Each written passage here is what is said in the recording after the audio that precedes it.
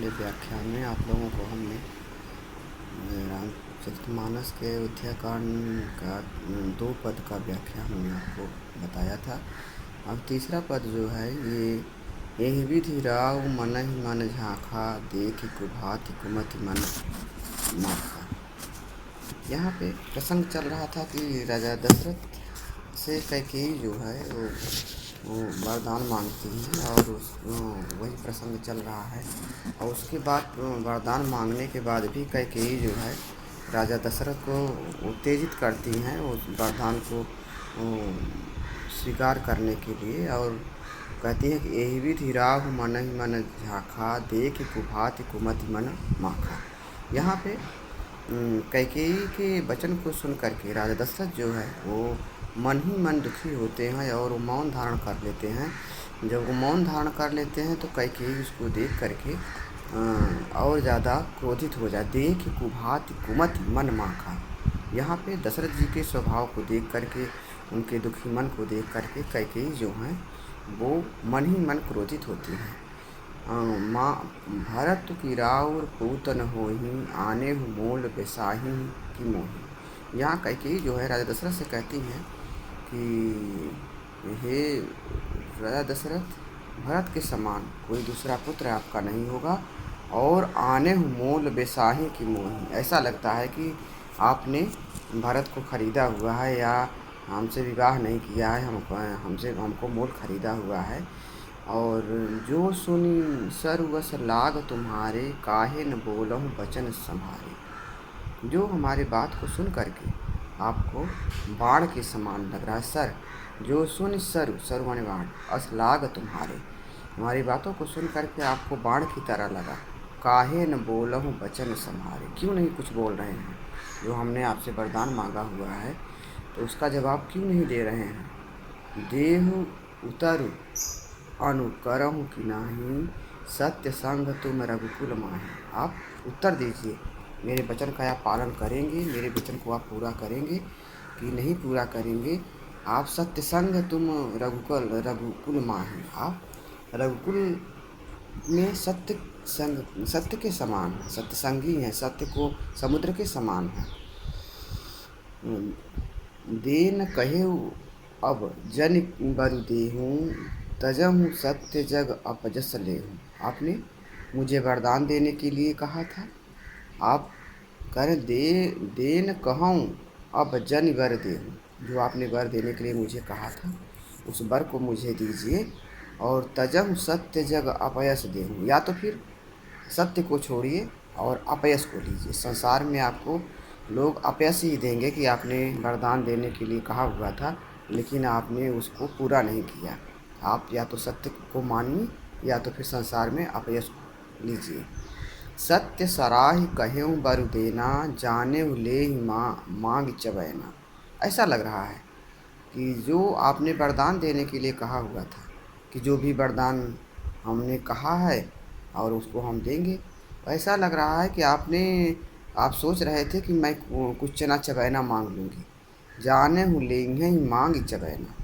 ऐसा लग रहा है कि आप सोच रहे थे कि मैं कुछ चना चबैना मांग लूँगी। शिव दधीच बल जो कछु भाषा तनु धनु तजे बरन पनु राखा।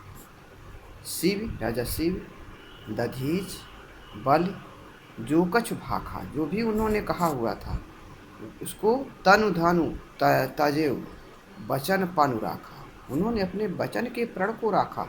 उन्होंने तन माने शरीर, धन माने धन, किसी ने शरीर को त्यागा, किसी ने धन को त्यागा, और त्याग करके ही उन्होंने अपने वचन रूपी प्रण को, पनु माने प्रण, वचन पनु राखा, वचन रूपी प्रण को उन्होंने रखा, रक्षा की। अति कटु वचन कहति कैकेयी मानहु लोन जरे पर धे। बार बार ऐसे कठोर शब्द, कठोर वचन कैकेयी जो है वो राजा दशरथ से कह रही है। ऐसा लग रहा है कि मानो जले पर जैसे कोई नमक छिड़क देता है, उसी प्रकार से। धर्म धुरंधर धीर धर नयन उघारे उराय सिर धुनि लीन उसासेस मारे सिमोहि कुठार।